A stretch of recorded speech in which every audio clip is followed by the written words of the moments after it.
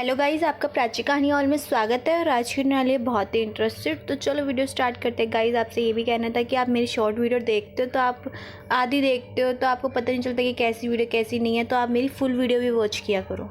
बक भूत, तालाब किनारे मछलियाँ खाने वाला भूत। असम में बहुत भूतिया किस्से हुए हैं। उनमें से एक दिलचस्प भूतिया किस्सा है बक भूत।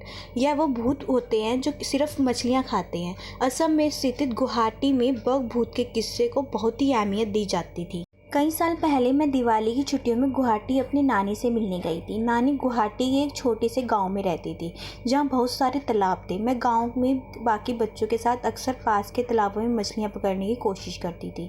शाम होते ही नानी मुझे घर बुला लेती थी क्योंकि वहां तक बहुत भूत का आतंक फैला हुआ था।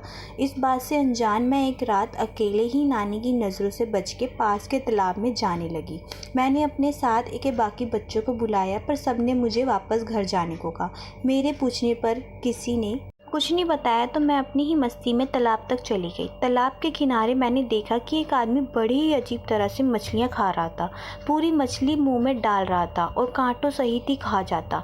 खाते वक्त वो बहुत ही भयानक आवाज़ें निकाल रहा था। मैं बहुत ही डर गई और वापस घर आ गई। मुझे घर में आते देख नानी ने पूछा, इतनी रात कहाँ से आ रही हो और इतनी डरी हुई क्यों हो?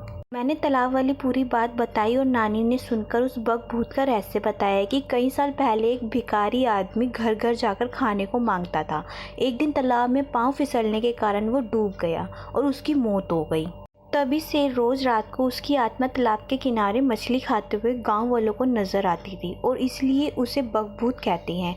तुम भी उसी तालाब पर गई और तुमने वही बकभूत देखा।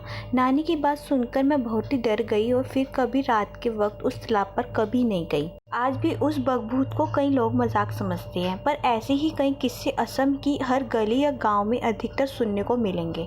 कुछ आत्माएं अपनी अधूरी इच्छा को पूरा करने इस धरती पर कोई ना कोई जगह ढूंढ ही लेती है, पर हमें इससे सावधान रहना चाहिए। गाइज, मेरी वीडियो कैसी लगी? अगर अच्छी लगी है तो लाइक, कमेंट, शेयर, सब्सक्राइब जरूर करें। Bye bye guys.